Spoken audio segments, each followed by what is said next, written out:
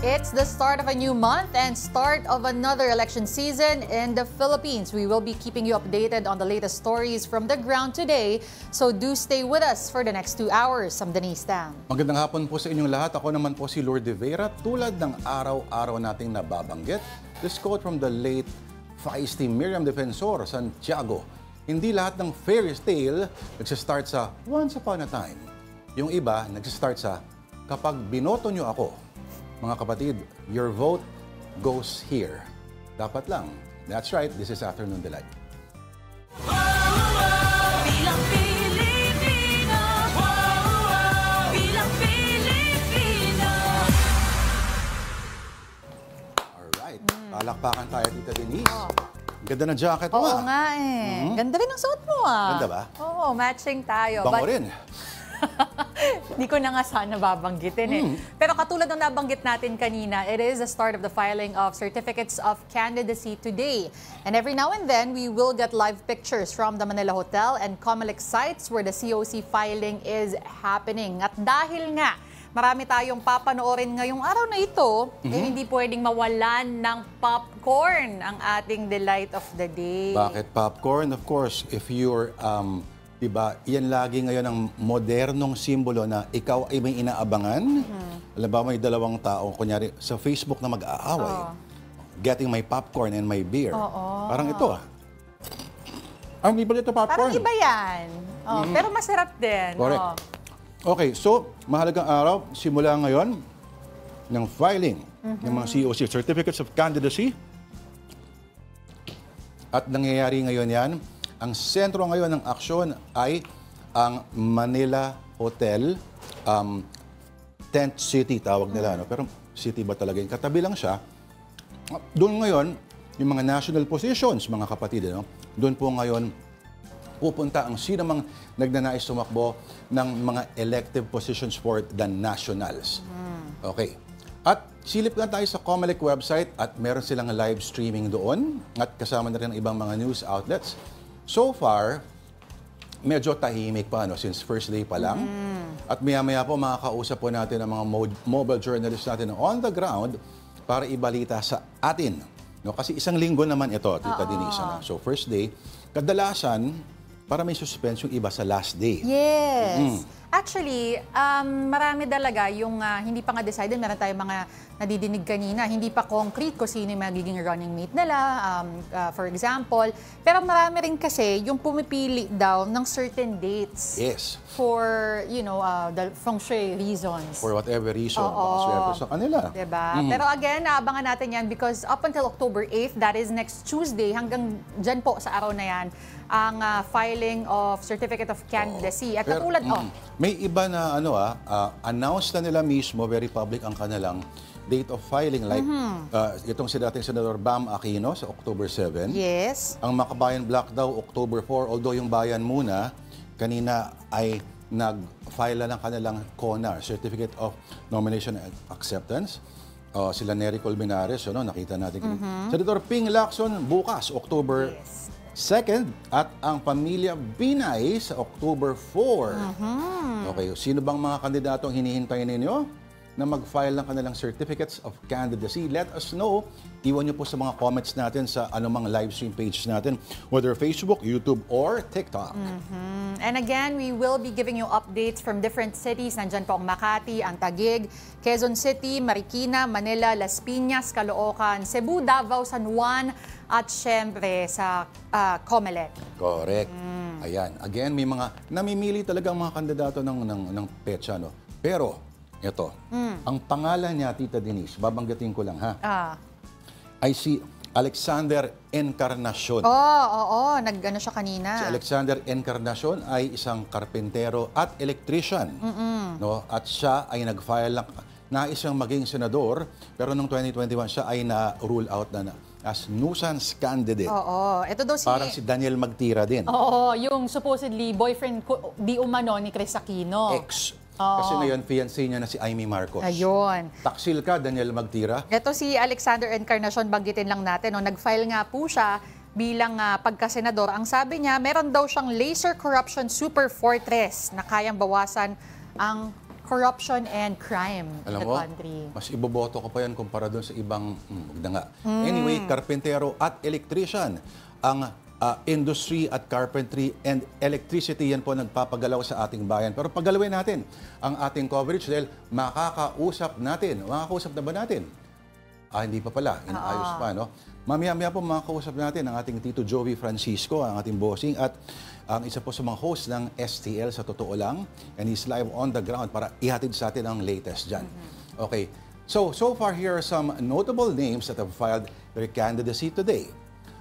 Si Senadora Nancy Binay has filed her candidacy for Mayor of Makati, and her running mate is ex-taekwondo champion turned actor turned politician Monsur Del Rosario. Her sister Abby's husband, Luis Campos, is also expected to file his mayoral candidacy for Makati. Ito naman si Tol. Senator Francis Tolentino has officially filed his COC for his re-election bid. Tolentino is part of the Marcos administration senatorial lineup under the banner of Alyansa sa Bagong Pilipinas. Samantala, may mga paalala naman ang COMELEC or Commission on Elections para sa mga kandidatong maghahain ng kanilang COC or Certificates of Candidacy mula ngayong araw na ito hanggang October 8. Yun po ang last day of filing. Ang detalye po ay mula kay News 5 correspondent Mon Gualvez. Ito ang tent city ng Manila Hotel kung saan tatanggapin ang lahat ng Certificate of Candidacy ng mga tatakbong senador at kinatawan ng party list. Sinuri pa ito ng mga opisyal ng COMELEC sa bisperas ng COC filing kahapon. Mula sa security, filing area, lugar kung saan i-interview ng kandidato hanggang sa pagpirma sa pledge para sa maayos na halalan, pinakita ng ahensya. Paalalang muli ng COMELEC, hanggang 4 lamang ang pwedeng isama ng kandidato sa loob. Konti lang po espasyo doon sa lugar na kung saan magkakaroon ng filing. Diyan po natin makikita kung handa ang bawat isa na sumunod pagka kayo ay nahalal na.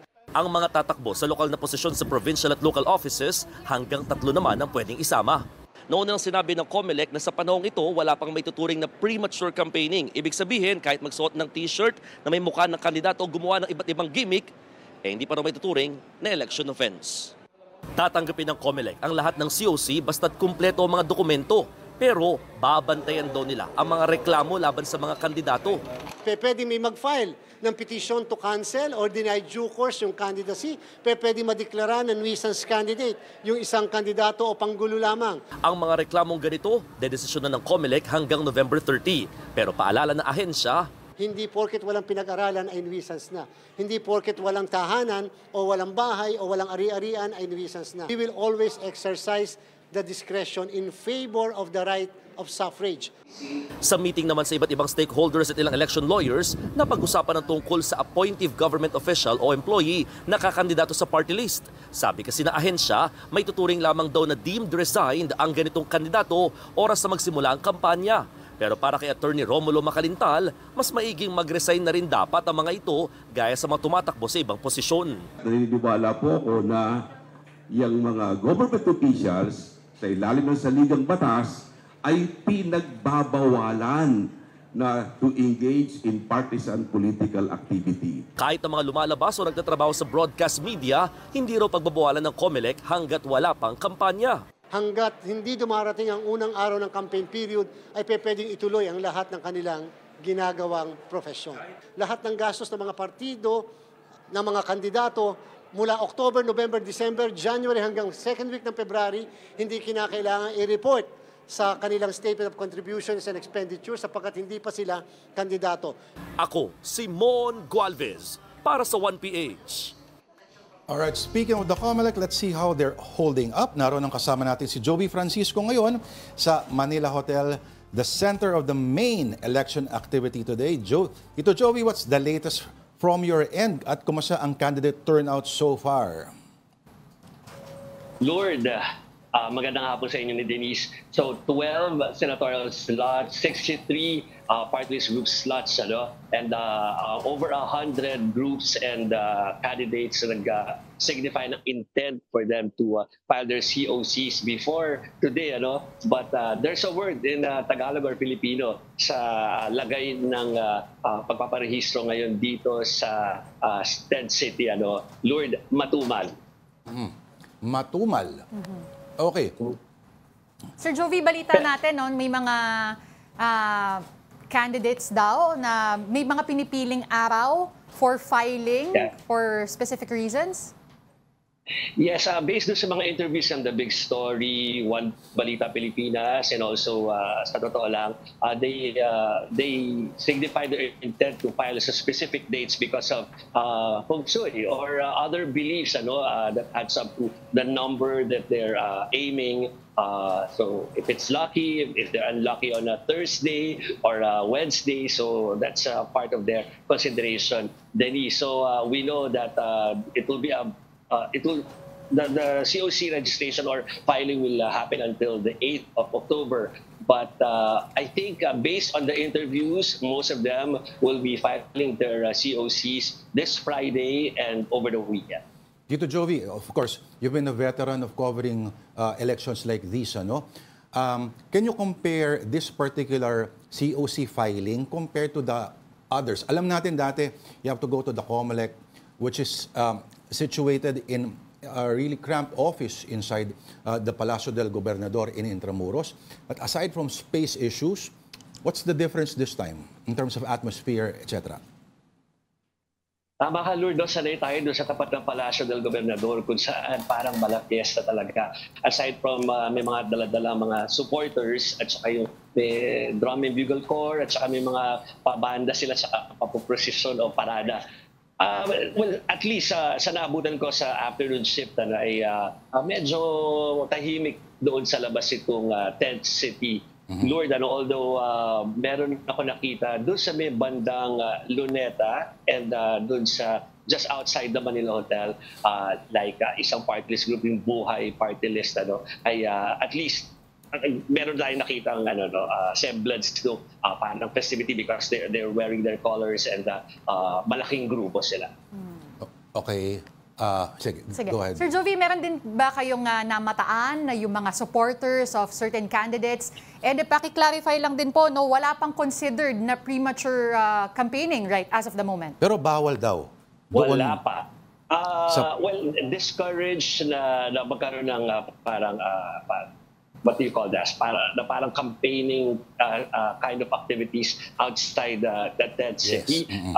Pero yung going here na nakakulay kayo ng partido nyo o kaya ay mga t-shirt na para doon sa inyong kandidato ay discouraged lang ang tawag nila. Wala naman talaga binaba ang COMELEC based sa group chat na gano'ng mga klaseng restriction.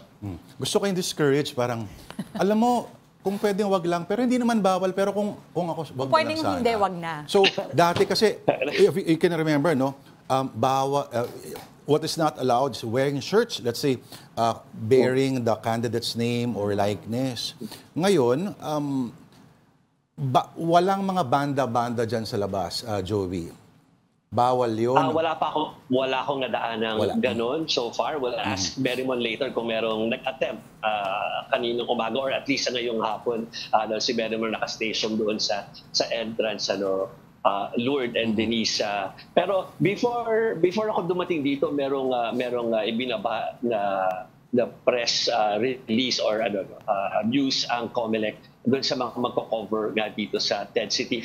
Can we just go through that item, Yes. Lourdes, about yung decision na 42 party list groups ang delisted. As early as now, COC filing pa lang meron. Pero meron ng delisting ng 42 party list groups.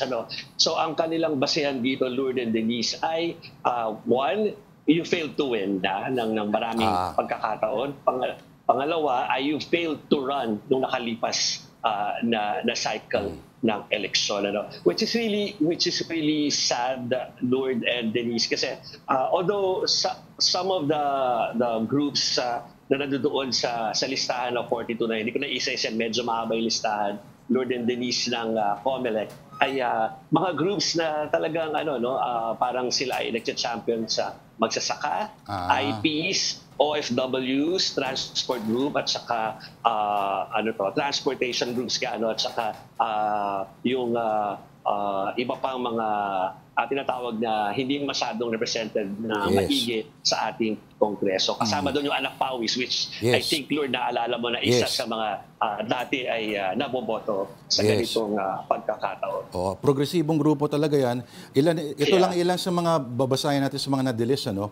Marami dito yung mga 1A, A, B, mga gano'n na start sa Yes, yes. 1 Eklat o Abante Yeah. pati na rin yung mga Wow Pilipinas at kung ano-ano mga rito. Pero tama ka, Tito Joey, maraming progressive groups dito. Okay, palinaw. Tama ba pag dalawang sunod na eleksyon at hindi sila nanalo, sila ay madidelist?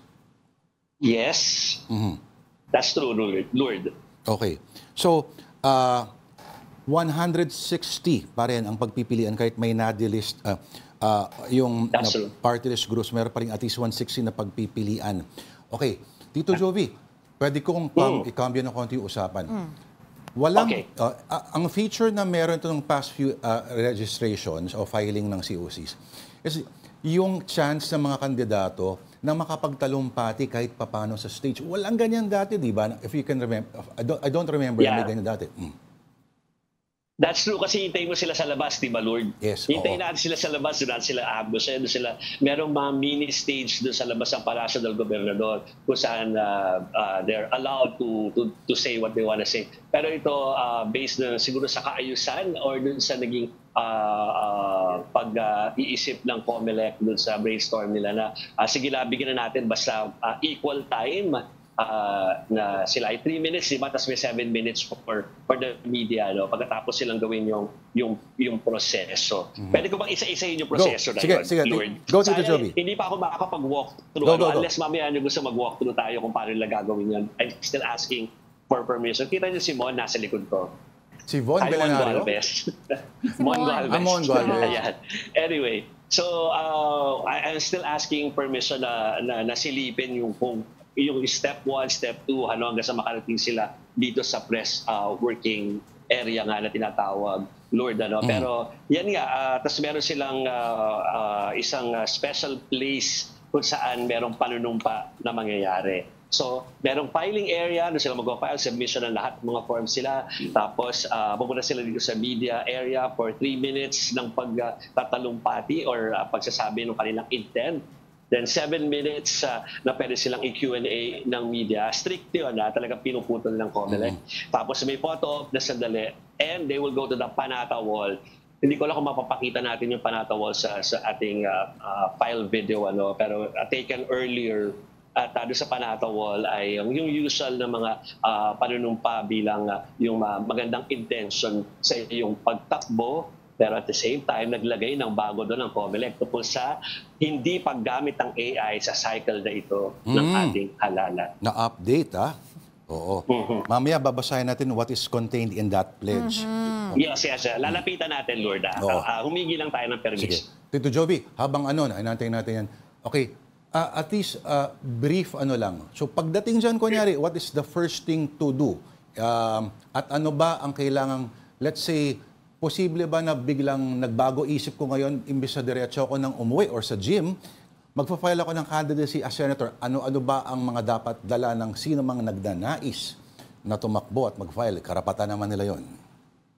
Okay. So, teka, bubuksan ko yan. Baka magkamali ako, Sorry. Lord. Pero, tinake note ko yan dahil inisip ko, tatanungin ako ni Lord tungkol dyan kung ano ang mga gagawin. Pero, yung submission, hindi pwedeng basta-basta ka na lang nag-isip na, parang nakita mo na napadaan ka dito, parang, gusto ko magsilbi sa bayan. Because, kailangan ipanotarize mo ang iyong mga forms bago ka magpunta dito at mag-submit, Lord.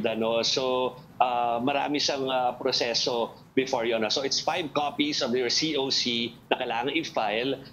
Dapat ito ay i-submit dito sa Law Department ng COMELEC, dito nga sa 10th City. Tapos, yung COC properly filled up. Kung hindi mo masasagutan yung ilang parte na doon na compulsory, dapat lagay NA, the usual yun. Tapos may photographs sa kailangan mong isubmit. Tapos documentary stamp, gano'n. Yung mga the usual na government submissions. Tapos kailangan niya ito ay notarized. Dapat sworn to before a notary public or any official authorized to administer yung mga oath nga, Lord. So, any incomplete na COC sa pagdating mo dito sa submission, hindi na tanggapin. Pero mabuti, kung first day ka nag-file, kung may kakulangan ka pa dyan, dali po, susuriin ng mga tatanggapin, at least meron ka pang ilang araw for you to come back and complete yung requirements ng COMELEC, Lord. Sir Jovi, I also wanted to touch on yung sinabi ni Lord na parang bigla mo lang naisipan. What if you've already filed your COC and then for whatever reason, nagbago po yung isip, paano po yung proseso for the change of candidate o how does that work? Or withdrawal ng candidate? Hindi ko masasabi yung eksaktong rule pero parang may nabasa kong ganun doon sa pinadala ng COMELEC. Denise, i-check ko pa yan later pero sinasabi lang doon na merong specific time for you to do that. Na pwede pang gawin yung pag-atras na iyon. At lalo na kung hindi pa naman, dahil lahat sila applicant pa lang naman and there will be a declaration from the COMELEC kung sino yung official candidates dito sa buong cycle ng ating campaign and election. Ngayon, bawal na yung mga biglang switching places, parang substitution, parang nangyari dati. Substitution. Pero, sa substitution, Sandy, kailangan, hindi naman kailangan. If meron lang namatay o kaya ay ma-disqualify, tapos yung stricto na kung sino lang ang pwedeng pumalit sa kanila. Pero yung aatras ka, okay lang. Tatanggapin nila ng maluwag na maluwag. Yes. Pero yung tatanggapin nila maluwag. Tito Jovi, let's say pagdating diyan, ilang ilang steps o ilang mesa ba ang kailangang daanan o isang mesa lang ba okay ka na? Parang the whole procedure, how long does it take really? Sa kanina sa nakita ko kila Nery Colmenares and former Congressman Nery Colmenares and former Congressman Lito Atienza, mabilis lang sila, parang mas matagal pa yung grupo ni former Congressman Lito Atienza doon sa Manila Hotel kaysa doon sa tinanggal nila dito sa area sa likod itong stage na to, kung saan doon yung filing. Lalo na at hindi naman ganun karami ang nagpa-file sa ngayon, Lord. Pero we'll see. Tingnan natin na matatansya natin kapag yung talagang maraming nakapila and waiting for yung puri sa mga dokumento. So marami silang in-assign because we need to ask permission doon sa kabila itong stage rate. Nako, sigurado ako. Punong-puno ang Manila Hotel dyan. Maraming magkakape o magle-late lunch o yung early buffet dyan sa cafe ilang-ilang. Pero again, Tito... Punong-puno na. Puno na. Doon ako naghintay kay Angelo dahil switch kami, di ba? Sabi ko, punong-puno ang Manila Hotel. Buhay na buhay. So, gano'n. Doon ang meeting place before tumawid dito. Correct. Alam mo, may maliit na bar doon sa bandang kaliwa na pwede nyo pagtaguan. Walang masyado pumupunta ron. Pero nakikita mo lahat ng dumadaan. Pwede kang spy doon. Bukas pa ba yun? Oo, bukas pa. May libreng popcorn din doon Okay, Tito Jovi. Okay, in the next few hours, ano ang dapat nating abangan? Of course, 5 o'clock yung cutoff for today. Well, at least 5 o'clock naman talaga hanggang sa October 8 yung cutoff. So, we'll wait for other candidates to come in and submit their credentials or yung application nila or yung COC nila. And i-report namin sa inyo yan. Pero yun nga, sa ngayon medyo slow pa yung yung dating or bugso ng mga kandidato dahil may kanya-kanya silang pungsoy na iniintindihan, Lord. Correct. Alam mo maganda, Tito Jovi, STL Live sa Manila Bay. Manila Bay Sunset nasa likod ninyo. Hindi ba maganda yun? Maganda yon, pero hindi sila pinayagan. Ako lang ang nilagay dito. So baka pwede nandun ako mamaya sa sunset area.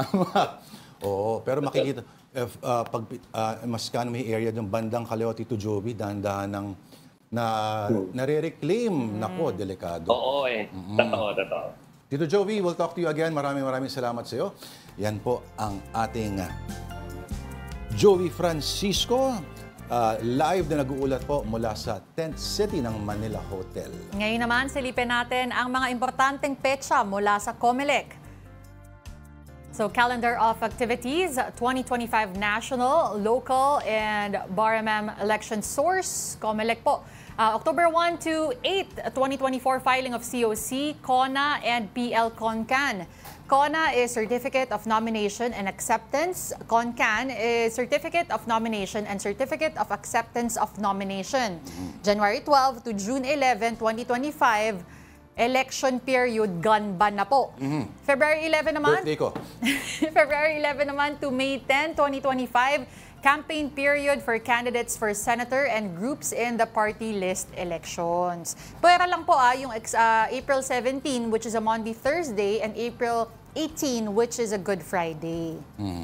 Ito naman, March 28 hanggang May 10, 2025, ang campaign period for candidates for a member, House of Representatives, and parliamentary or provincial/municipal officials. Again, except April 17, Monday, Thursday, and April 18, Good Friday. So, maawa naman kayo sa mga kaluluwa ninyo. Pakinggan ng konti mo naman muna. Ha? Ito naman ang voting by overseas voters, April 13 hanggang May 12 po mangyayari yan. Tapos sa April 28 to the 30th, 2025, voting by local absentee voters. Sa May 11, 2025, ito, May 11, 2025, liquor ban. Campaigning is also prohibited. Tapos sa May 12, kinabukasan is election day, may liquor ban pa rin po, and campaigning will be prohibited. June 11 naman, ang last day to file ang SOSE. So, ito yung Statement of Campaign Expenses. Kumbaga yung mga ginastos mo.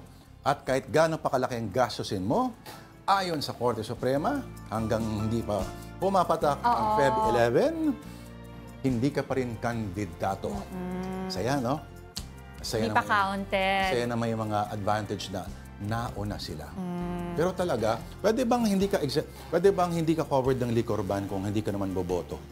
Ganun ba yun? Tanong nga yun. Tanong natin, i-clarify natin yan. Talaga, ha? Oo, pero kung pwede po kayong bumoto po kayo. Pwede naman po nga magsaya at magdiwang sa ibang araw. Talaga, ha? Oo. Ito yung nakasulat pala sa pledge, ano? Para may idea lang po tayo. Of course, nakasulat yan, pinipirmahan yan ng lahat ng nagpapile ng kanilang mga COC. Pero ito, in essence, ang pledge basically ay, ito as political party or candidate seeking office, acknowledging your leadership role, aspiring to create a legal and moral obligation to hold ourselves accountable to a higher standard of integrity. And asking voters daw the corresponding burden of ensuring that we are worthy of the public trust. So basically, abiding by the laws of the Constitution, respecting the sanctity of elections, and rejecting without any reservation the use of violence. Okay, so respecting the will of the electorate and not seeking to unduly influence them by offering money. So mahaba-haba siya, ha? So transparency, mindfulness of public health. Kasi at itong version na to, at least binabasa ko, yung panahon pa ng pandemya. So ngayon may AI na raw dinagdag, no? So yan. Oo nga. Tita Denise, alam mo ba, ano? anong mas madali ang tumakbo sa pagkasenador o mag-apply bilang security guard? Ano? Mas mahirap mag-apply ng security guard. Kasi? Pagiging senador, presidente, vice president, ito lang ang mga kailangan mo. 5 things. Okay. Dapat, natural-born citizen ka. At rehistradong botante. At Okay. least 35 years old, nakakabasa, marunong magsulat, at least 2 years ka ng residente ng Pilipinas. Yan na sa pagkasenador at presidente. Sa mga gustong maging security guard, ito. Filipino citizen, at least high school graduate, dapat nasa edad 18 hanggang 40 to 50. Hindi dapat honorably discharged mula sa PNP or AFP. Physically and mentally fit.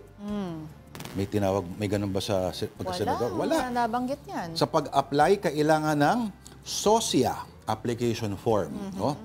Okay? SOSIA application form, SSS number, birth certificate. May training sa alinman sa mga sumusunod, pre-license training, basic ROTC or CMT. Ang dami naman Dapat yan. may clearance sa neuropsychiatric drug test, NBI, PNP at court clearance. At higit sa lahat of good moral character. At ayon sa naamyendahang batas noong 2022, hindi dapat convicted sa anumang krimen. Ayun lang. So, Yung good moral character nga, bakit hindi requirement yun? di ba? Oh. Hindi lang sa Saka yung pinakahuli. krimen. Yung sa huli, may ilang senador na hindi pwede mag-apply ng security guard. Pwede Okay. perang mag-apply ng ano, no, pagka-senador. Okay, still on the political front, Denise. Senator Amy Marcos has bowed out of her brother's senatorial ticket, and friendship played a key part in her decision. That's according to her. And News 5, Maricel Halili reports. Siya ay walang iba kundi ang aking kapatid, ang aking atay, si Manang Amy. Senator Amy Marcos's absence at the launch of the administration's senatorial slate on September 27 could have been a foreshadowing. Over the weekend, she withdrew from the ticket being endorsed by the government. Minabuti kong manindigan ng mag-isa upang wag nang malagay sa alanganin ang aking ading. Para wag nang mag-alinlangan ang aking mga tunay at minamahal na kaibigan. Pinipili ko na lamang manatiling malaya at tapat, hindi sa isang grupo, kundi sa bawat Pilipino. In a Facebook post, she thanked the president for coming to her defense amid criticism and said she is running as an independent so as not to put her younger brother in a bind. On Monday, she explained further. Maraming nagsasabi noon na ako'y namamangka sa dalawang ilog. Ang ninanais ko ay ako ang daan kung saan magtatagpo ang lahat ng ilog. Tangway, ika nga sa atin. It's a tremendous sacrifice to stand alone. But I need to be free to cross the line, to talk to all parties, and to get things done. Unity was a dream that I shared in 2022, and I hold fast to that dream of unity for all Filipinos. It was political analyst Ronald Llamas who first used the phrase namamangka sa dalawang ilog to describe the senator on interviews on One News. Senator Marcos is a member of the Nacionalista Party. NP is one of the 5 political parties now in a coalition under the banner of the President's Alyansa para sa Bagong Pilipinas. But Amy is also allied with the Dutertes, who, as we know, had a very public falling out with the administration. Malaking konsiderasyon yung sitwasyon ko. Yun talaga ang pinakamahalaga. Kung may dalawa kang malapit na kaibigan at sila'y nag-aaway, kakampihan mo ba yung isa laban sa isa? Siyempre, ang gusto mong mangyari, pagbatiin sila, magkausap sila, at ikaw na ang magiging daan para doon. At kung hindi pa sila handa na magkaisa, mag-iintay ka muna sa tabi. Hindi ka papanig doon sa isa at ayaw na ayaw mo na magkaroon ng alitan yung mga kaibigan mo. Recall that just 2 weeks ago, Vice President Sara Duterte said she was never friends with President Marcos and that it was Senator Amy that she has known and had been friends with since 2012. In response, President Marcos said his sister's decision is understandable. That's fine. That happens. I've run as an independent myself many times. And so that is her choice. I suppose it gives her a little bit more scope and freedom to make her own schedule and to campaign in the way that she would like to do. The Alyansa is still behind her. We are still continuing to support her. And if down the road she chooses to join us in our campaign sorties, she is of course very welcome. Meantime, President Marcos says he has found a replacement for Interior Secretary Benher Abalos, who's also running for the Senate under the administration ticket. He will make the announcement as soon as Abalos files his certificate of candidacy between October 1 and 8. For News 5, Maricel Halili, We Are One News. At this point, we will be checking in on Quezon City and we have RR Tobise on the line. RR, we are more than halfway through the day. Any notable personalities that have filed their COC? Yes, Denise, successful ang filing ng Certificate of Candidacy ni Mayor Joy Belmonte dito. Kasama niya kanina ang running mate na si incumbent Vice Mayor Gian Soto. Kasama nila ang ama ni Vice Mayor Gian Soto na si Senator Tito Soto na tumatakbo rin ngayon ulit bilang senador. Bago yan, kanina lang ay dumating si Sunny Belmonte Jr., ang ama ni Mayor Joy at dating mayor ng Quezon City na naging House Speaker din. Hindi tayo makalapit kanina dahil medyo nagkakagulo na at nagkakatulakan na ang mga miyembro ng media. Nagbanta na rin kasi ang COMELEC na kapag hindi umayos ang mga miyembro ng media ay makakasuhan sila. Pero sa kasalukuyan ay katatapos lang ng photo ops ni Mayor Joy, ni VMG yan at ang mga kandidato ng district councilors. Samantalang hindi pa man formal na nakakapag-file ng Certificate of Candidacy, nakita na rin natin dito ang aktor at ngayon congressman na si Arjo Atayde. Nauna na rin mag-file ng Certificate of Candidacy bilang konsehal ang pamangkin ni Mayor Joy na si Mikey Belmonte sa District 2. Ang aktor na si Alfred Vargas naman, nag-file na rin para sa District 5. Ganon din ang 7 pang re-electionist sa iba't ibang distrito. Kasalukuyan o kaning katatapos lang, nag-file na rin ng COC niya yung artistang si Enzo Pineda bilang councilor sa District 5. So kung mapapansin natin, pinaghahalong mga malalaking pangalan ng showbiz at politics ang mga nag-file ng COC dito sa Quezon City. Talagang ito ang City of Stars, ika nga nila. Sa ngayon wala pang lumulutang na pangalan na nakakalaban kay Mayor Joy Belmonte. Sa tingin natin, medyo mahihirapan ang kalaban na sa kanya, lalo na at ito ang ikatlong beses na pagtakbo ni Mayor Joy. Ayon na rin kay Mayor Joy, mukhang wala raw siyang nababalita ang makakalaban niya at masaya raw siya kung ganon. Prioridad niya pa rin ang health and environmental programs. Nang tanungin naman natin si Vice Mayor Gian Soto kung bakit hindi siya tumakbo sa mas mataas na posisyon, ang sabi niya lang, mas kailangan daw siya ngayon sa Quezon City. RR, si Lord, no? Okay, saan exactly yung area ng filing na yan sa Quezon City? At kaparehas din ba dyan ng sistema ng, let's say, sa comment, yung may interview with the media pagkatapos, etc.? Lord, nandito tayo ngayon sa Amoranto Sports Complex dito sa Quezon City. Dito ang filing ng Certificate of Candidacy ng local officials, ng district councilors at ng mga gustong tumakbo bilang mayor at vice mayor. Kagaya ng sa ibang lugar or sa ibang stasyon ng COMELEC, dito meron ding photo opportunity, pero bago yung photo opportunity na bibigyan din ng pagkakataon ang miyembro ng mga media na makapanayam ang mga kakandidato. RR, dun sa before the photo op, no, tama correct me if I'm wrong, 7 minutes din yung ibinigay. Strictly 7 minutes for a Q&A. Ito bang si Mayor Belmonte, aside from you mentioned yung mga focuses on health pa din, meron pa ba siyang ibang sinabi?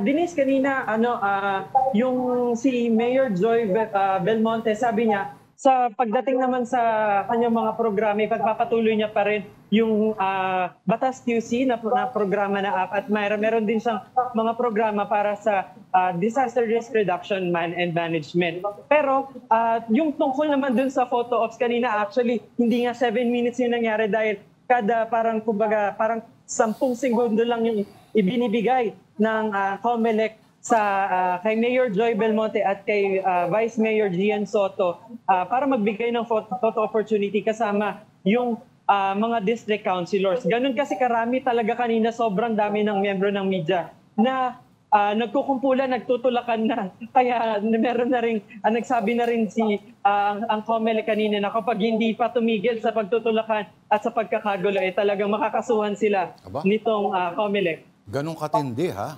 Ganong katindi ang ng media. Pero, okay, RR, sa pagkakaalam mo ba, ano pa yung ibang field offices dyan sa QC kung saan maari mag-file ng candidacy ang mga kapatid natin? Lord, sorry, pwede po bang paulit? Oo. Maliban dyan sa Amoranto, ano pa yung meron pa bang ibang mga field offices dyan sa Quezon City? ang COMELEC kung saan maaaring mag-file ng COC ang mga kapatid natin? Okay. Lord, dito lang sa Amoranto Sports Complex, magkakaroon ng filing ng Certificate of Candidacy para sa national and local election. It's para sa LGU ng Quezon City. Wala nang iba. Mula yan sa ngayong araw, October 1, hanggang sa October 6. Oo. October 6, take note ha. Baka may ibang mga akala hanggang October 8. Oo. Sige, RR. Ikaw ba mismo saan ka nakatira? Anong syudad ka ba? QC ka rin ba? Yes, Lord. Dito rin ako nakatira sa QC. Dito tayo nakatira. Ako nakatira sa Barangay South Triangle. So malapit lang ako dito sa Amoranto Sports Complex. South Triangle. Yan yung maraming mga restaurant. Tama? RR? Yes, maraming restaurant, maraming kainan. Nako, mabuti ka pa. Oo. Barangay South Triangle, malapit yan sa yung ABS-CBN, etc. Huwag mo lang sasabihin, RR, kung saan ka laging pumupunta. Kasi... Huwag natin masyadong expose ang Hindi ka pupuntahan ni Denise. So QC boy ka rin pala. Sino ang councilor dyan sa area mo? At least congressman pala. Second, third district ba yan? Lord, sorry. Oo. Ang South Triangle ba is what district ng Quezon City? Pagkakaalam mo? Parang, pasensya na po, parang hindi po natin masyadong... Okay lang, RR. Oo, magkita-kita na lang tayo dyan sa may basta, dyan sa may malapit sa may Barangay South Triangle. Isang lugar na malamig at masarap ang mga inumin. Yan. All right. Again, thank you very much. That was RR Tobise reporting from Quezon City. All right, you're still watching the special coverage of One News, the filing of certificates of candidacies. And we will continue our special episode right after this break. Diyan lang po kayo. Bilang Pilipino, bilang Pilipino.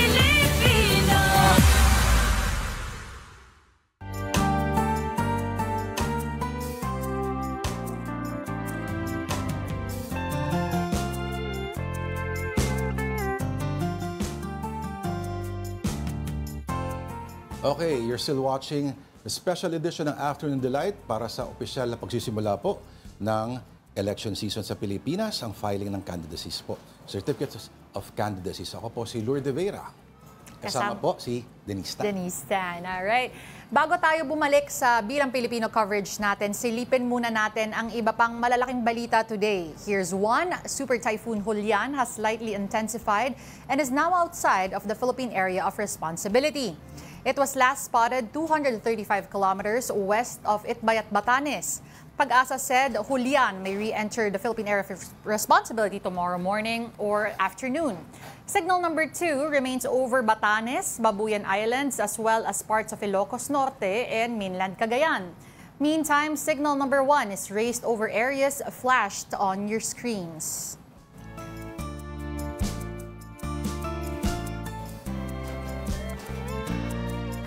Pero bago pa man lumabas ang bansa, nagdulot po ng malaking pinsala ang super bagyong Julian sa mga apektadong probinsya. Lalo na po dyan sa Northern Luzon, ang detalye mula kay Mobile Journal, Francis Orcio. Nagliparan ng mga yero sa lakas ng hangin at ulan sa kasagsagan ng wind signal number 4 sa Batanes dulot ng bagyong Julian.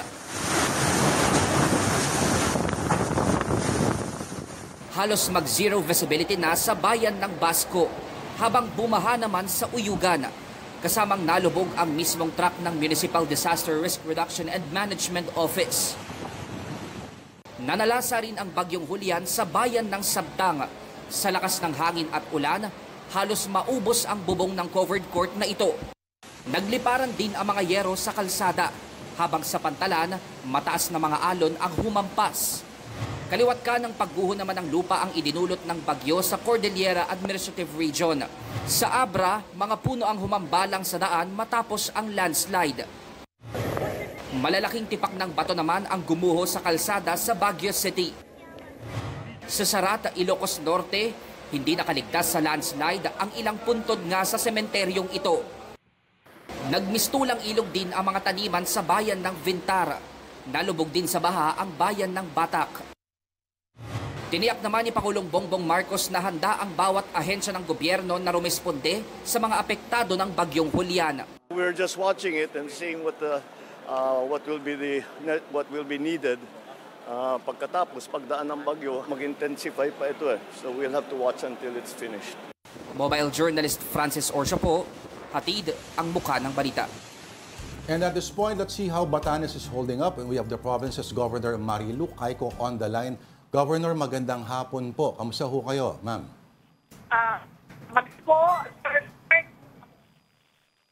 Governor? Opo. Magandang hapon. Okay. Ma'am, medyo choppy po yung line pero baka sana po marinig niyo ako. Diyan po ba ay umuulan pa rin? Kamusta ho ba ang weather over Batanes at this point, ma'am? Sa ngayon po ay masyado pero may ulan pa rin po.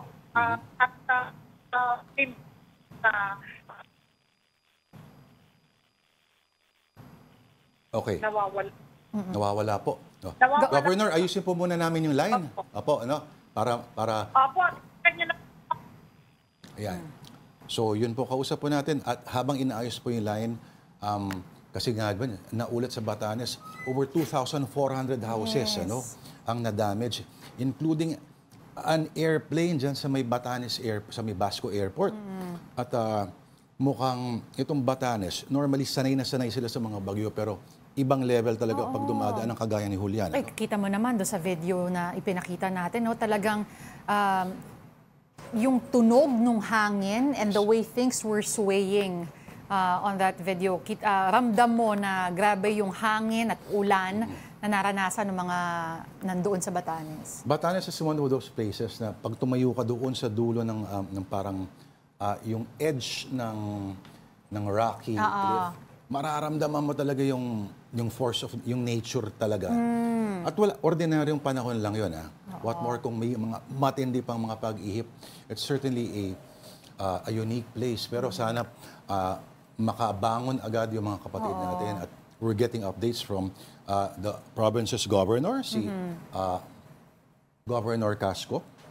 Caico. Caico, yes. And again, I mean, pinapakita natin right now, may mga lubog na vehicles, lubog na trucks, at yung mga iba-ibang videos, na mukhang galing sa mga residente ng Batanes, kung gaano kalakas yung hangin, yung ulan, at yung tubig na rumaragasa kanina, na ipakita rin natin. And again, we're sending our prayers at sana po magawa ng paraan at makarecover agad. And at this point, makakausap po natin again on the line is Governor Marilu Caico. Governor? Magandang hapon, Ma'am Denise. Opo. Magandang hapon po. Lord po at Denise, ma'am. Okay, sana po okay lang po kayo dyan. At yung weather po, nabanggit na, narinig namin kanina, binanggit ninyo, umuulan-ulan pa rin po ba? Opo, umuulan-ulan pa rin. Opo, naintindihan natin yung talagang umuulan, oo. Yung line, pero sige. Governor, we just wanted to ask you, kasi syempre kami ang nakikita lang namin yung videos, pero gaano ho ba kalakas yung hangin at yung ulan na naranasan niyo ho dyan? If you can paint us a picture. Kalakas ito. Parehas kalakas po. Lakas po ang hangin. Pero ito, kaya maraming damage at sana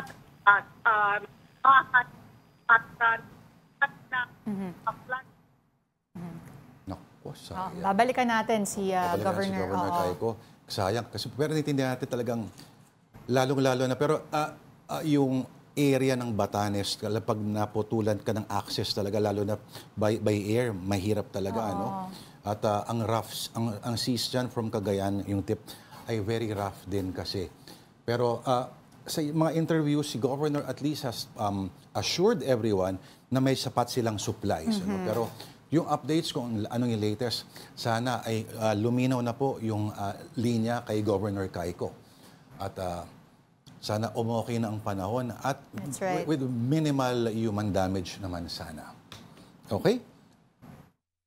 Bilang Pilipino, bilang Pilipino.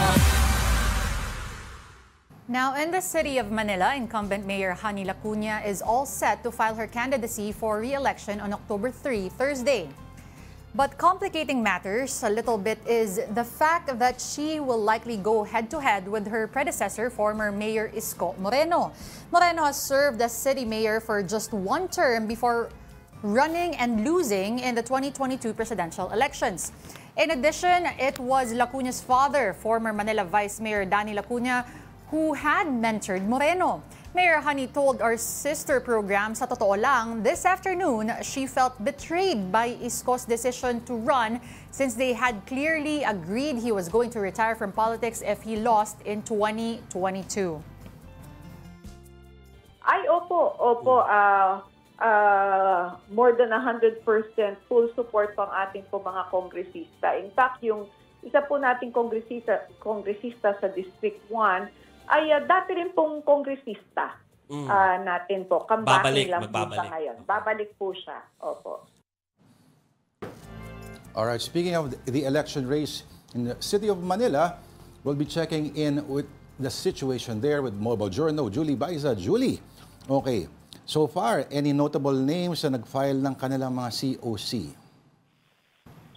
Yes, Lord, sa ngayon, mga kumakakakandidato para sa city councilor ng iba't ibang distrito yung nakapaghain ng certificate of candidacy dito. So ilan sa mga kilalang personalidad na nag-file ay actor na si David Chua at saka yung social media personality na si Ross Martan Pamulaklakin. Kanina nakausap natin siya, tinanong natin ano nga yung nag-udyok sa kanya na kumandidato. Sabi niya gusto niyang tumulong. Isa daw sa mga tututukan niya at in fact naluha pa siya nung kinikwento nga niya na yung medical services daw para sa mga senior citizens. Pero before that, nagbibiro siya kasi as everyone know, meron siyang skincare products. Ang sabi nga niya, lahat daw magiging glass skin kapag nanalo siya. Aside from that, may ilan pa rin mga kakandidatong konsehal para sa District 6, 1 and 2 na nakapag-file na ng COC. Kanina meron ding isang naghain ng kandidatura sa pagka-alkalde. Sa ngayon, yung pagdating ng tatlo sa pinakamatutunog na pangalan, yan nga, sina Mayor Hani Lacuna na una lang nag-anunsyo na tatakbo nga sila or they will seek re-election kasama yung kanyang Vice Mayor na si Yulo Servo.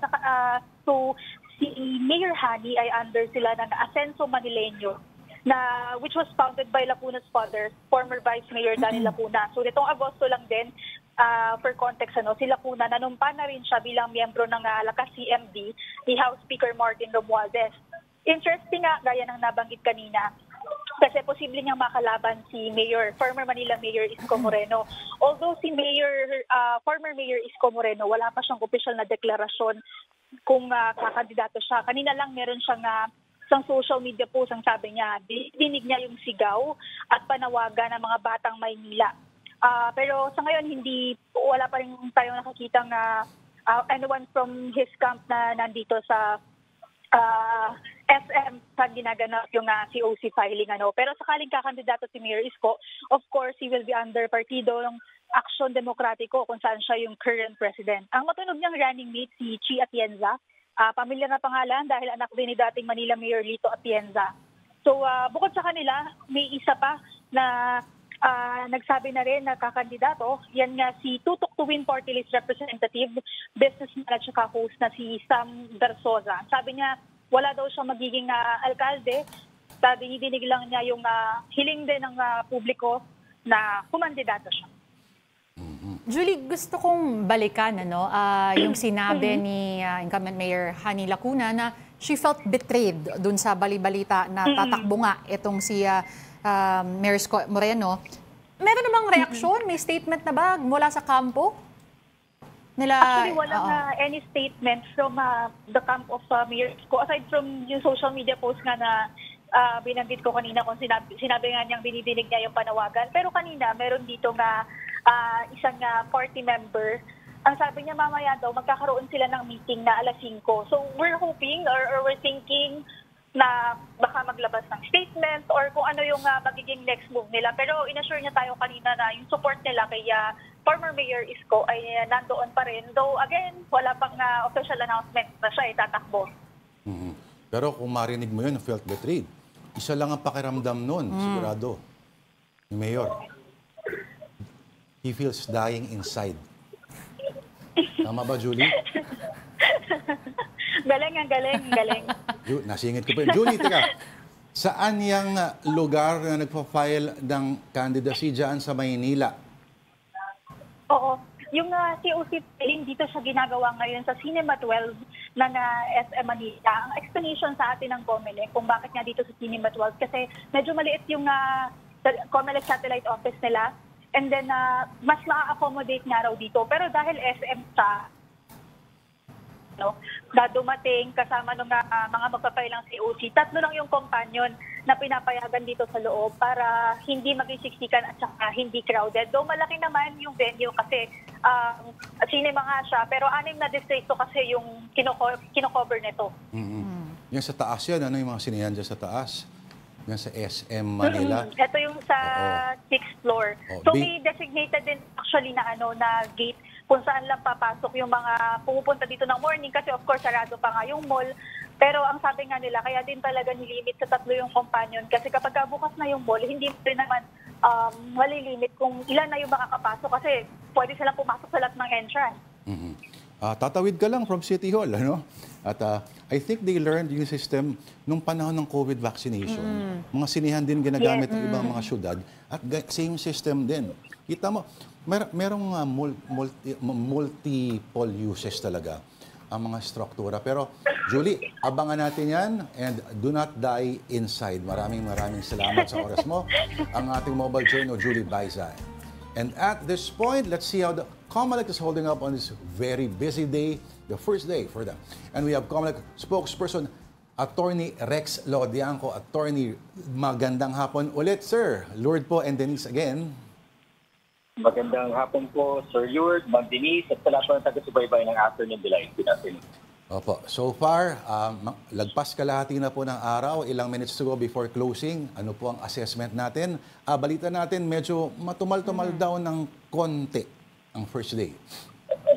Tama po, hindi po ganun karami ang nag-file and as of the moment po, yung 5 aspirants for now, for Senator, at meron pong 10 party list groups na nagsumite ng kanilang contract. Siguro po isang factor ay iniisip ng mga kababayan po natin na may balak maging kandidato, mahaba pa naman, mayroon pang ilang araw. Yung iba naman po ang dinahilan dahil sa lakas daw po ng ulan kaninang umaga, nagdalawang isip na tumuli ngayon at bukas na lang. Pero at any rate po, saan naman po yan, kami po ay bukas hanggang alas 5 ng hapon. Ito po ay tuloy-tuloy sa pagsisim hanggang sa October 8. Opo. Okay, meron dalawang interesante at yung isa mukhang veterano na ito ng filing ng COCs. Itong ang nag-file ng kandidato sa pagkasenador, si Daniel Magtira, ang ex-boyfriend daw ni Chris Aquino. Na ngayon ay fiancé na ni Amy Marcos. So, nag-dedicate pa rin ng kanta. At yung isa naman, karpentero at electrician.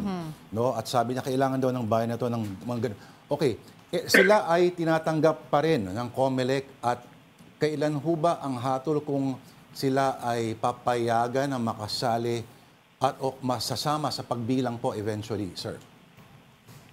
Opo, bilang pagsunod po ng COMELEC sa Section 76 ng Omnibus Election Code, talagang ministerial po ang duty ng pagtanggap namin ng COC. Bawal po kami mag-evaluate, bawal po kami mag-reject. At sa lahat po ng COC na tinanggap namin, matatanggal lamang po sila o hindi magbibigyan po ng visa ang kanilang COC kung sakaling po may magpapalit sa kanila ng alinmang kaso. Una, yung petition or denied due course sa COC kung may question sa kanilang qualification, citizenship, yung age, yung residence, yung kanilang magiging record voter, at yung pong tinatawag natin ng literacy requirement, able to read and write.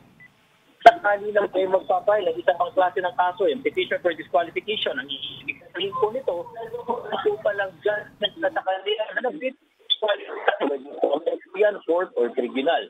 Sa isang banda naman po, yung napapansin natin, na mukha pong hindi totoo, hindi bona fide yung kanyang intensyon tumakbo, o kaya po naghain lamang ng COC para po manggulo o lituhin yung ating mga kababayan. Ang tawag naman po dyan ay petition to declare as no-witness candidate. Sa tatlong pagkakataon po na yan, dyan lamang po kung may desisyon na matatanggal ang isang aspirante sa listahan ng mga kandidato. Opo. Okay. Compared to other COC filings in the past, Sir Attorney Rex, paano nyo ho ba madidescribe itong, at least yung first day ngayon, dito sa bagong-bagong venue, compared doon sa mga nakaraan po, maliban po sa espasyo? Hindi nyo ho ba namimiss yung pagkakulay at yung ingay at yung pista atmosphere ng mga nakaraan? Ako, hindi naman po kasi mas gusto po namin yung ganito na medyo maayos po, maganda ang decorum po ng pagpapile ng COC. Salamat din po sa mga naunang nag-file dahil nakisama po sila. Hindi po nagpugilit na magsama ng maraming tao dahil hanggang 5 lang po talaga kasama na ikakandidato yung pinapapasok namin dito. Kanina po may nagtipon-tipon din sa harap, ngunit ang intensyon naman ay ihatid sila. Pagkahatid naman po sa kanila ay nag-disperse na sila. At any rate, nakasarado po ang Katigbak Parkway at talaga pong hindi na kami magpapapasok na ganun karaming tao. Hindi naman po namin nabimiss, basta ang importante po sa amin, nagagawa namin ang aming tungkulin. Meron man pong fanfare or wala, tuloy po ang pag-receive na COC.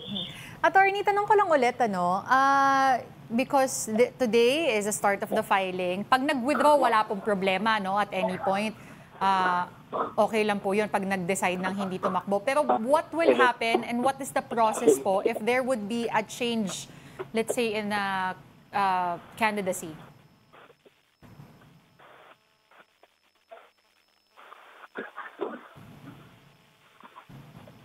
Attorney? Attorney? Hello po, makisuyo po ulit ng tanong na wala po, pasensya na po. Ay, okay lang po. Attorney, yung tanong ko lang po, kapag nakapag-file na po ng COC, pag nag-withdraw, ay wala naman pong kaso, no? Pwede naman pong gawin yan.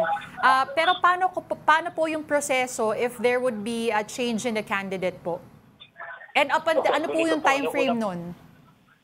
Opo. Una po sa lahat, yung pong pag-withdraw ay karapatan nila. Pero merong regulation po. Yung pagpa-file po kasi ng COC, pwedeng by duly authorized representative. Pero kapag ka-withdrawal, mahigpit po ang COMELEC, kailangan personal po ang pag-withdraw. At kung i-withdraw po ang COC sa pagitan ng October 1 to 8, yung may mga political parties, pwede pa po silang magkaroon ng substitute. Basta sa pagitan po ng October 1 to 8, pati na rin yung pagpapile ng substitute COC ay gagawin din sa pagitan ng October 1 to 8. Pero pagka lumampas na po ng October 8, October 9 onwards, pag nag-withdraw ang isang kandidato may political party, papayagan namin, mag-withdraw pa. Pero hindi na po papahintulutan magkaroon ng substitute. Sa pamamagitan po nito, ma-eliminate natin yung nakagawang practice na merong placeholder. Iba yung nagpapile and then hihintayin yung last day ng substitution saka papasok yung totoong kandidato. Wala na po yan ngayon. Ganun na rin po ang patakaran namin, Sir Lord, at mag-dinis patungkol sa party list. Dati po, ang nire-require namin ay minimum of 5 nominees. Ngayon po, minimum of 10 nominees ang isusumiti nila. At magsusumiti pa sila ng affidavit o certification na qualified lahat at willing tumakbo. Sa ganun po, between October 1 to 8, gusto mag-withdraw, pwedeng magpalitan, pwedeng palitan yung list, okay lang po yan. Pero pagtungtong ng October 9, kung ano man po ang listahan na nasa amin October 8, final po yan.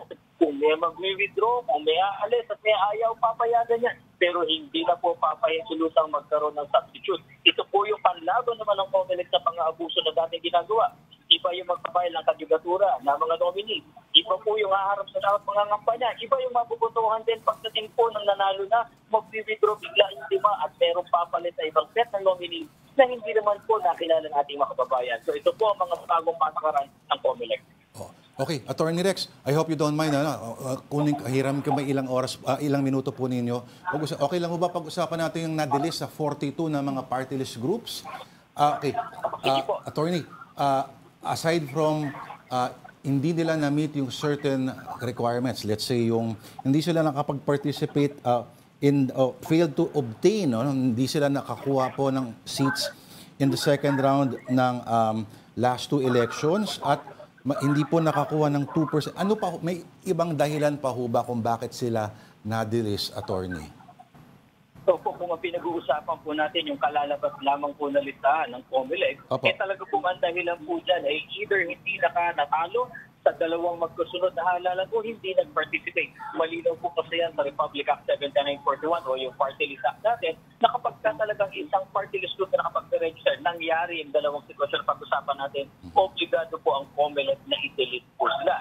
Ibang usapan naman po yung katulad sa isang party list group na meron pong seat na sila, actually nakaupo po sila dito sa ating 19th Congress. Nagkataon pong napatunayan ng COMELEC na nilabag nila ang mga batas at regulasyon panghalalan. So ang pataw po na parusa doon ay pagkakatanggal ng kanilang registration at dahil doon po tinanggal sila na wala po ang kanilang kukuhan doon sa 19th Congress. At kung makailan nga po, napanadinig po ninyo na kami nagproklama ng bagong party list na kakalili sa kanila yung kasunod. So ito po ang mga kailangang i-comply ng ating party list. Aside from the batas ay yung pagsunod ng mga regulasyon panghalalan. Oo. Medyo ang lupit lang po, no? Kasi may iba po na nasama doon sa listahan na sinasabi nila ay totoo mga party list groups talaga na nagtatrabaho talaga para doon sa kanilang mga constituents. Pero the law is the law at siguro po kung ito ba'y maaapila pa, Attorney Rex? Opo, pwede naman pong i-apila. Kaya lang po, malinaw naman din po na ang tingin ko ay magiging direksyon ng desisyon ng Commission and Bank kung i-apila pa rin nila ito dahil factual po ang pagkakatanggal na ito. It's either hindi ka sumali ng dalawa o natalo ka ng dalawa. Ito po ay pamamaraan ng batas po kasi para masiguro. Yung bang nung nag-file ka po kasi meron ka pong claim na meron kang constituency. Kung ikaw ay National Party List Organization, at least kalahati ng region, sa bawat region meron kang kalahating probinsya na presence dyan at pagpapatunay na meron kang mga sumusuporta sa iyo. Ngunit nakita nga po natin na sa mga halalang hindi po sila nagwagi o hindi sila nakasali, hindi po napatunayan yung bagay na to kaya po natanggal ang kanilang registration. Okay. Balik tayo sa Attorney. By tradition ba, ang last day ng filing, ang pinaka, let's say, maligalig, pinakamarami, kasi maraming hahabol at yung iba ay naisang dramatic last day, last minute filing? Sir Ma'am Denise, mukha pong nakagawian na talaga ng Pilipino yung last day. Katulad po kahapon, na last day ng ating voter registration, napakarami po talaga. At ang nakita pa po namin na maaaring dumagdag sa factor ng last day ay yung October 8 po ay 8 pungsoy. Marami pong naniniwala dito. Kaya po sabi namin, last day na, nagkataong 8 pa, baka po talagang bahain na mga nag-a-aspire ang lahat ng opisina ng COMELEC. Alright. On that note, alam namin very busy kayo. Attorney Rex Lodianco, maraming salamat po sa oras, sir. Ingat po kayo, sir. Isang karangalan po, mabuhay po kayo. Attorney Rex Lodianco po, ang spokesperson ng Commission on Elections. Now you're still watching a special edition of Afternoon Delight. We just need to take a quick break. Do stay tuned because we will be right back.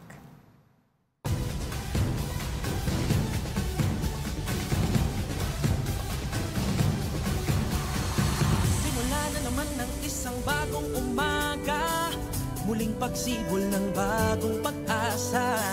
Bagong pagkakataon na bumangon, baon ng mga aral na bigay ng kahapon.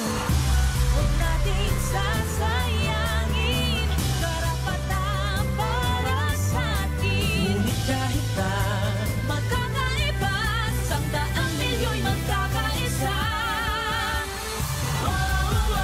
Bilang Pilipino, bilang Pilipino, magbatas at magbabago, sabay-sabay na tayo. Sino nga ba ang maluluklok? Sino nga ba ang mangingibabaw sa tuktok? Sino nga ba masasabi nararapat ang lahat ng tuwing na sa ating mga bala? Bilang Pilipino, maging mapanuri. Bilang Pilipino, pumili na masusi at siguraduhin na huwag kung sino-sino. Sabay-sabay bilang Pilipino. Huwag nating sasayangin, karapatan para sa atin. Ngunit kahit na magkakaiba, 100 milyo'y magkakaisa. Bilang Pilipino, bilang Pilipino. You're still watching our special coverage of the start of the election season in the Philippines. This is Afternoon Delight. I'm Denise Tan with Lourdes Vera. Thank you for not mentioning the word Tito. One of the most anticipated mayoral races is between former Senator Antonio Trillanes IV and incumbent Mayor Oka Malapitan to give us an update on the impending war of Caloocan. We have Mobile Journal, Amy Atienza. Amy, okay, nag-file na ba ng COC, either one, sila Trillanes or Malapitan? Lord Denise, wala pa nga kahit sinong kakandidato dito sa Caloocan City ang naghain ng kanilang COC. At 2 branches o areas ang meron dito sa Caloocan, sa SM Grand Central, pati dito sa Caloocan City Sports Complex. Pero wala pa nga rin tayong balita kung kailan ba magpapakita at maghahain ng COC si Along Malapitan, yung anak ni Oka Malapitan, pati si Antonio Trillanes IV. Sila ang dalawa ang kumpirmadong tatakbo bilang mayor ng Caloocan City ngayong 2025 midterm election. Okay. Taga dyan ka ba sa area dyan sa North, Amy? Pwede ba bang ikwento sa amin kung bakit kakaiba itong at bakit inaabangan talaga itong harapan na ito? Actually, Lord Denise, kaya talagang inaabangan ng karamihan ng mga residente itong laban ng Trillanes at Malapitan. Dahil simula 2013 pa, nasa office na ang Malapitan. Nagsimula ito kay Oka Malapitan simula 2013 hanggang 2022 at sinundan ito ng anak niya na si Along Malapitan. Nagsimula ng 2022 at ngayon ay plano niya ipagpatuloy pa ito hanggang sa susunod na termino nga. Kaya nga plano niya tumakbo for re-election. At ito naman si Trillanes bilang former senator at homegrown nga din daw ng Caloocan City ay sinasabi niya na gusto niya daw ng pagbabago para sa mga residente kasi napansin niya na bagaman nasa 10th in revenue ang Caloocan City for the last year, madami pa rin daw mahihirap dito sa Caloocan City kaya plano niyang tumakbo para sa pagiging alkalde. Meron pa ba mga kilalang personalidad dyan na nag-file ng kanilang candidacy? Sa ngayon talaga wala pa, kalmado pa itong Caloocan City Sports Complex, pati yung SM Grand Central. No?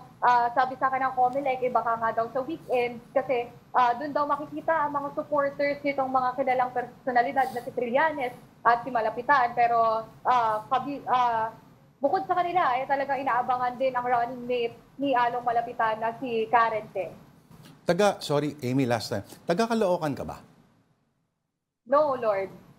Doon tayo sa taga QC ako pero makikita talaga natin dito sa Caloocan yung Malapitan dynasty na meron sila. Baka hindi kayo maniwala once upon a time dyan sa Caloocan. Nakaukit yung logo mismo doon sa sidewalk, yung bigote ng dati nilang mayor. I kid you not, seryoso ito. I'll tell you more about it later. Pero okay, Amy, maraming salamat sa oras mo ha. At yan po ang ating Mobile Journal, Amy Atienza. Ngayon naman, dadako tayo sa Las Piñas kung saan naroon ang ating Mobile Journal na si Ivan Tarinque. Ivan, kamusta dyan at ano na yung mga kaganapan? Denise, Pops Lord, sa ngayon ay medyo matumal yung bilang ng mga nagpapasa ng COC ngayong araw dito sa Las Piñas. Pero sa kabila niyan, mukhang magiging mainit naman yung banggaan para sa mga local positions dito sa Las Piñas. Dalawa kasi sa matunog na pangalan na tatakbo for local positions dito ay ang mga Villars at mga Aguilars. No, if di kayo familiar, bigyan natin ng konting backgrounder. No? Itong dalawang to, mahigit 3 dekada na magkaka-alyado sa politika. No? Pero ngayon, dahil nga nagkaroon ng konting disruption sa kanila, nahati yung kanilang political party. No? Sa nakuha nga nating listahan, no, posibleng tumakbo si Senator Villar para sa Congress. Samantalang ang former Las Piñas Councilor na si Carlo Aguilar ang tatakbo for mayor at si Luis Bustamante ang kanya magiging vice mayor. So, bigyan natin ako ng background. No? Si Luis Bustamante ay ang dating vice mayor naman ni Government Mayor Mel Aguilar dito sa may Las Piñas. No? Para naman sa side dito na administration ng anak na incumbent mayor na si Mel Aguilar na si April Aguilar sinasabi namang tatakbo para sa pagka-mayor, habang si current Mayor District Councilor Mark Anthony Santos naman ang sinasabing magiging katapat ni Senator Villar doon nga sa Kongreso, sa upuan sa Kongreso. Inaasahan naman, Pops Lord Denise, na yung magpa-file ng certificate of candidacy sila, Mayor Mel at ang kanyang mga kaalyado on October 7. Pero wala pa tayong naririnig kung kailan naman magpa-file ng COC itong mga Villar. Pops, Mayor Denise. Matindi kasi hindi lang simpleng political allies, magkamag-anak yan, dalawang group, yung dalawang kampo na yan eh. At certainly malaking balita talaga tong banggaan talaga ng dalawang pamilyang ito. Meron na ba ang either one sa mga mabibigat na mga pangalan ang nag-file ng kanilang mga COC, Evan?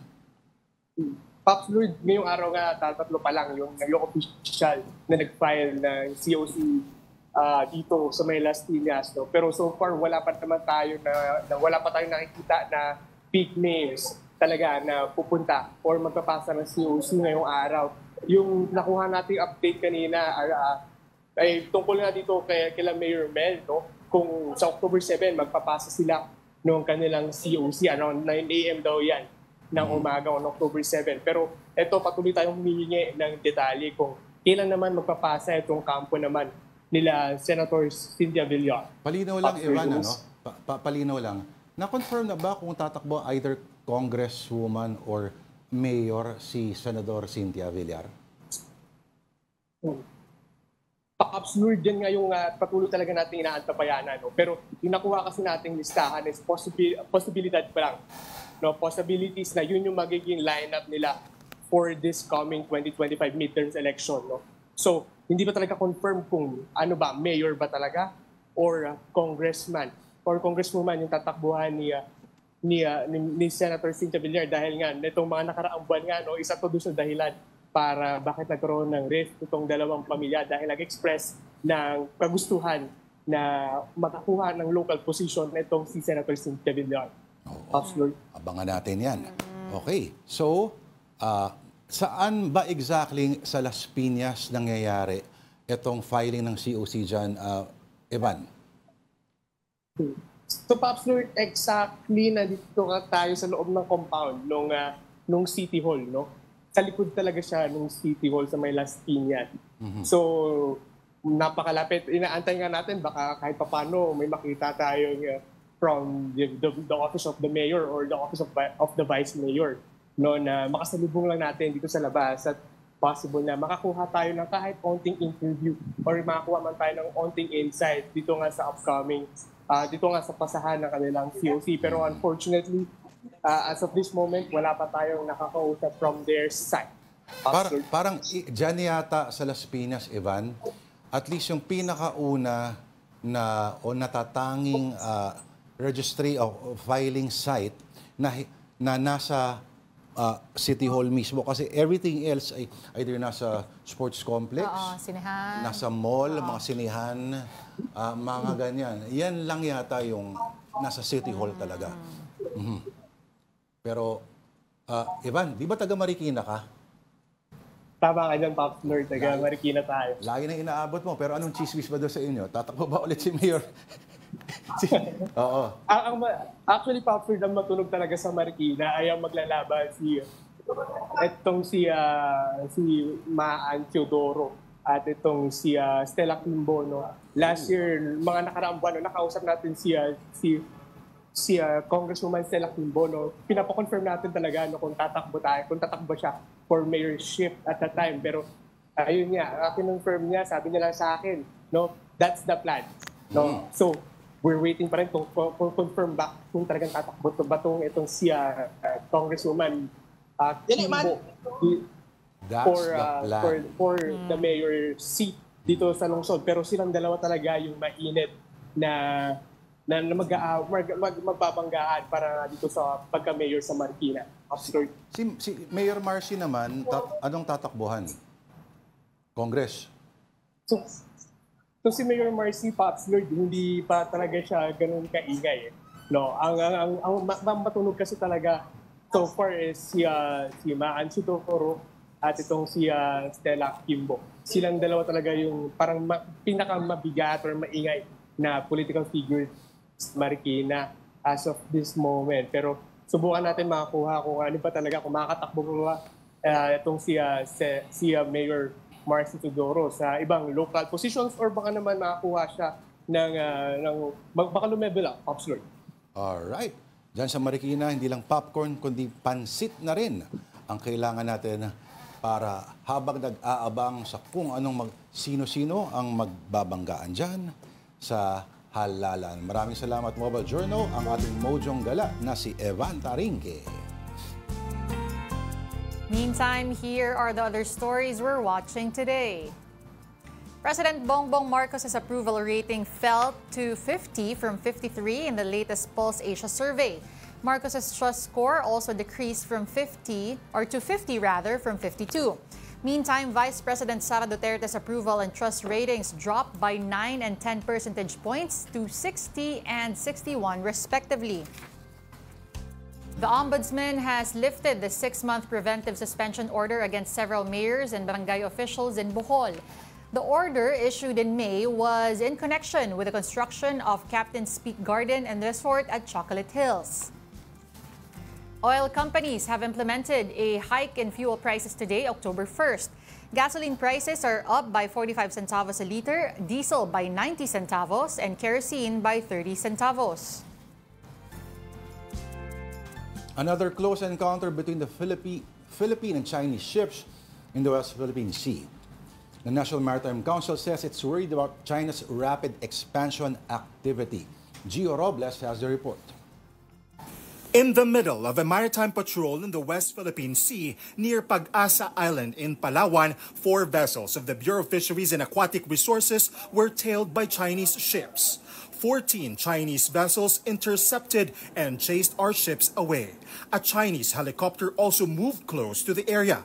There were no stopping China's maritime forces from harassing our assets.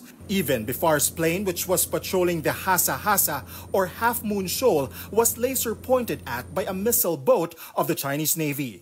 Speaking to the media, the National Maritime Council or NMC condemned these latest acts of aggression. Siyempre laser yun. Pag natapat yun sa mata ng ating piloto, it will cause temporary blindness. Wala silang karapatang maghabol, wala silang karapatang intimidate yung mga civilian boats na nandun. So yung ginagawa nila doon ay illegal. Authorities are also worried that the Chinese assets are inching closer to our exclusive economic zone or EEZ. Take a look at this aerial footage taken by BIFAR as China Coast Guard and Chinese Navy have been stationed for 2 days near mainland Palawan. For the NMC, this isn't mere navigation or innocent passage. Unang-una, yung presensya nila doon ay illegal na. No? That maritime area is within the exclusive economic zone of our country.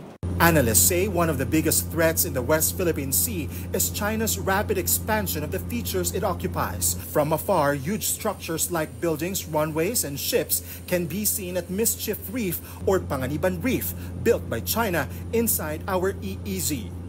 The military and BIFAR says they are beefing up their maritime patrols in an effort to counter China's activities. For News 5, Gio Robles, we are One News.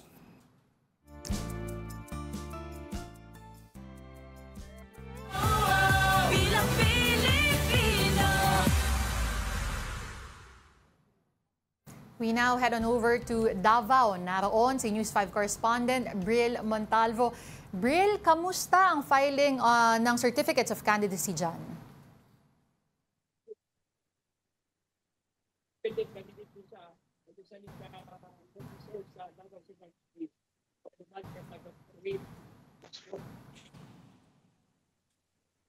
Bril? Lord Denise, alam nyo, nandito tayo ngayon sa harapan ng Comelec compound dito sa Magsaysay, Davao City, kung saan inaabangan natin kung sino-sino ang maghahain ng kanilang certificate of candidacy para sa 2025 midterm election. And dito sa Davao City ay matunog na maglalaban ang pamilya Duterte at pamilya Nograles para sa pagka-alkalde. At dito din sa Davao City ay hinihinalang tatakbo bilang alkalde. Ito nga si former President Rodrigo Duterte sa pamilya Duterte at ito nga sa pamilya Nograles ay si PBA Party List Representative Migs Nograles. So sa ngayon, mag-aalas 2 sa ngayong hapon ay isa pang kandidato ang naghain ng kanyang Certificate of Candidacy. Ito ngang si Ramil Fernando Abrucal, isang independent candidate. Ito ay isang profesor sa kolehiyo at ang sabi niya ay tatakbo siya bilang konsehal sa ikatlong distrito ng lungsod at isa sa kanyang mga plataforma ay ang pagbibigay ng scholarship at tututukan niya ang edukasyon para sa mga kabataan. So ngayon ay tahimik ngayon ang sitwasyon dito sa paligid ng COMELEC compound at nag-aantay tayo kung sino maghahain ng kanilang Certificate of Candidacy ngayong araw. So hanggang alas 5 lang ngayong hapon ay mag-close na or magsasara na itong tanggapan ng COMELEC Davao. At sa paligid nga natin din dito sa compound ng COMELEC Davao ay bantay sarado ito ng puwersa ng ating kapulisan at mga militar at iba pang security unit dito sa lungsod. Lord? Oo. Bril, alam ko pinagbabawalan na kami ng tanong pa na isa, no? Pero mabilis lang.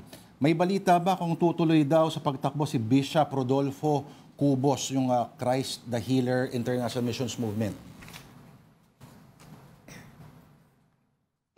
Tama ka dyan, Lord. No? Noon nga Sabado ng gabi ay nagsagawa ng prayer rally itong mga taga-suporta ni religious leader at founder ng Christ the Healer International na si Bishop Cubos at pinapanawagan nila na tatakbo ito bilang alkalde, pero hanggang sa ngayon ay wala pang tugon hinggil dito si Bishop Cubos. Lord? Okay. Alright, maraming salamat. News 5 correspondent, Bril Montalvo. Dumako naman tayo down south again. We have one Nusibudas del Israel Dale. Okay, kamusta yung unang araw ng filing of candidacies dyan? Makulay ba?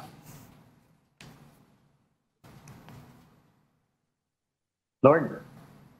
Dale. Yes, Lord. May hapon, Lord and Denise. We are coming to you live here from the COMELEC Provincial Office on the first day of filing of certificates of candidacies. What is in store for the province? We are talking about 14 slots for provincial board members, 7 slots for congressman, and post each for governor and vice governor. First to file his re-election bid is incumbent 3rd District Representative Pablo John Garcia, who filed at exactly 8 a.m. this morning. He's the youngest brother of Governor Gwen Garcia. There's no one yet that has come forward as an opponent of the congressman so far. Last elections, he ran unopposed. Governor Garcia also has no opponent yet that come from the opposition in the province. The remaining opposition in Cebu province is Danao City, which is led by the Durano family. Also this morning, a farmer, Sal Arapal Cariaga from Bugo City, filed his COC as congressman for the 4th District of Cebu province. He appeared in a cowboy costume, and his advocacy is about environment and teaching people livelihood than giving them alms or ayuda. He will be up against incumbent 4th District Representative Janice Salimbangon and among other candidates. Yesterday at the One Cebu Convention, alliances or cooperation were signed during that convention yesterday, including that of the Gulyases Alayon NPC at the 1st District of Cebu. For the first time, Cebu City's Kusog, led by acting Mayor Raymond Garcia, has also signed the cooperation or alliance with One Cebu. Cebu City has always been inactive with Cebu Province because it is not under the jurisdiction of the provincial government. The Kaabag Party of Lapu-Lapu City Mayor Jonard Chan has also signed in the same event an alliance with their city, even though it is an independent from the province. Yesterday, last day of the registration, so over 11,000 new voters catching the deadline. In context, Lord Denise, Cebu Province and its independent cities of Cebu City, Lapu-Lapu, and Mandaue has a combined voting population of 3.3 million voters, the highest voting population outside of Manila. At the Cebu City COMELEC, no one has filed yet the certificates of candidacies, although the factions of the Mike Rama and Raymond Garcia are already taking shape. We are seeing a three-way fight between Team Rama, led by suspended Mayor Mike Rama, and whose group is being joined by acting Vice Mayor Dondon Ontiveros and ABC President Franklin Ong. The group may also be aligned with the group of the Dutertes for national candidates. The other group is called Kusog, led by acting Mayor Raymond Garcia and is being joined by several councillors as well as Councillor Joey Daluz. And since they are allies of the One Cebu party of the governor, then they may also be aligned with the Partido Federal ng Pilipinas of the President Bongbong Marcos. The third group is that of former Mayor Tomas Osmeña, whose BOPK party is led by City Councilor Nestor Archival, and Tomas may be running as Vice Mayor. As to national candidates, it is not yet certain as to who they will align themselves with. And that's about it. From here in Cebu, balik sa inyo dyan sa studio. So far, walang mga Osmeña, no? Doon sa eksena, Dale? I'm sorry, Lord? Walang Osmeña na throwing his hat into the ring. What we know so far, Lord, is that former Mayor Tomas Osmeña is running or is planning to run for Vice Mayor, and then the mayor would be Nestor Archibald. It's a Cebu City Councilor, and it's it's under the BOPK or the Bando Osmeña Pundok Kauswagan Party. Lord? Alright. Gusto ko yung naka-cowboy costume Oo kanina. nga, Pero maraming salamat sa iyo. Ang ating One News Cebu desk, Dale Israel, who's also the editor of the Freeman Cebu. And we just need to pause for a quick break. We will be right back. This is Afternoon Delight. Diyan lamang po kayo. Bilang Pilipino, bilang Pilipino. Simula na naman ng isang bagong umaga, muling pagsibol ng bagong pag-asa. Bagong pagkakataon na bumangon, baon ng mga aral na bigay ng kahapon. Huwag nating sasayangin, karapatan para sa atin. Ngunit kahit na magkakaiba, 100 milyo'y magkakaisa. Bilang Pilipino. Welcome back to this special edition of Afternoon Delight. Muli magandang hapon po sa inyong lahat. Okay. Let's now check in on the situation in San Juan. We have Mobile Journal, Francis Orsio. Francis, okay, kamusta dyan sa San Juan? Okay, yung mga inaasahan natin mga apelido ba? I mean, nag-file na ba ng mga COC dyan? Yes, Lord Denise, tuloy-tuloy nga yung pagpasok dito ng mga kongresista na nais kumandidato nga para sa kanilang distrito. Actually, nasa 11 na yung nag-file kanina pang, simula pa kanina umaga. At ngayong alas 2 nga ng hapon, nadagdagan pa yan. At ngayon, yung mga pangalan na nag-file na ng pagkakandidatura for Congress ay sina Joey Uy para sa Manila 6th District. Siya ay current councilor ng parehong distrito sa ilalim ng Aksyon Demokratiko. So kaalyansa siya ni former Manila Mayor Isko Moreno. Nandiyan din si Nex Kahayong Uy para naman sa Caloocan 2nd District. Sa re-electionist at current or incumbent 2nd District Representative din siya ng Caloocan at Kaalyado at sinamahan nga din siya mismo ng current Caloocan City Mayor Malapitan. Ang first time naman na nag-file ng COC ay si Jose Jaime Enage para sa Marikina 2nd District. Nandyan din si Toby Chaco for Navotas na lone district nitong syudad at kasalukuyan siya ngayong Navotas representative. Nandiyan din si Carlos Lopez for Manila 2nd District, si Johanan Nieto for Manila 3rd District, Brian Yamsuan for Parañaque 2nd District, na kasalukuyan ding Bicol Saro Party List representative. At andyan din si Bernard de la Cruz for Malabon Lone District na kasalukuyang Vice Mayor ng Malabon. Si Gerald Galang for Valenzuela 2nd District. At ang dalawa naman na sinamahan ni Quezon City Mayor Joy Belmonte na sina PM Vargas na tatakbo para sa ika-5 distrito ng Quezon City. Siya po ay kapatid ni Alfred Vargas. Nandiyan din si Arjo Atayde na tatakbo na bilang re-electionist din parehas ni PM Vargas na sa first district naman ng Quezon City, Lord. Okay, Francis, nasa San Juan ka ngayon, ano? Yes, Lord, nandito ako sa San Juan ngayon sa may COMELEC Office of the Regional Election Director. I see. Anong balita naman sa lokal dyan? Okay. Yung lista mo ay mga kandidato sa mga pagkakongreso, no? Okay, pero dyan sa San Juan mismo, ang mga Zamoras ba ay tatakbo ulit? At meron bang challenge sa kanila? So far, wala pa tayong balita para doon sa mga nais kumalaban sa kay mismong Mayor Zamora.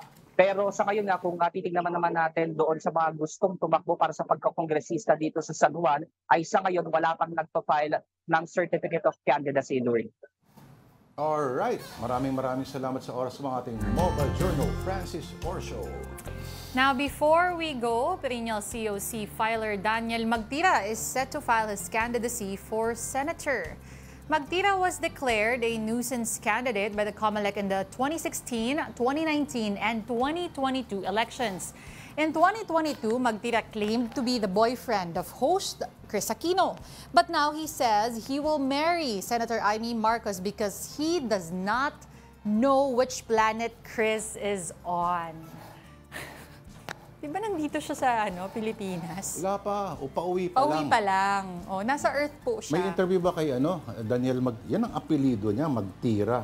Hindi na pala pwede mag-file si Alan Carion. Ang Interplanetary Space Ambassador. Kasi 43 years old, pumanaw na ata siya kung di nagkakamali. Ay, hindi pa pala. Pwede pa bang iboto si Alan Carion? Ang platform niya ay ibang klase, highly skilled in alien communication daw. Iba din. Iba din. All right, and with that, we'd like to thank you for tuning in to us on Afternoon Delight this Tuesday, October 1st. I'm Denise Tam. Hindi pa tapos ang ating special coverage. Maya-maya lamang po at exactly 3 p.m. makakasama po ninyo ang mga titos at tita ng Storycon. Dyan lamang po kayo magkita-kita po ulit tayo bukas, alas 2. Impunto ha. Kanina po, 1 p.m. tayo nag-start kasi special. No, ako po si Lord De Vera. At? I'm Denise Tan. Okay, enjoy the rest of your afternoon and please vote wisely. Parang awa niya na.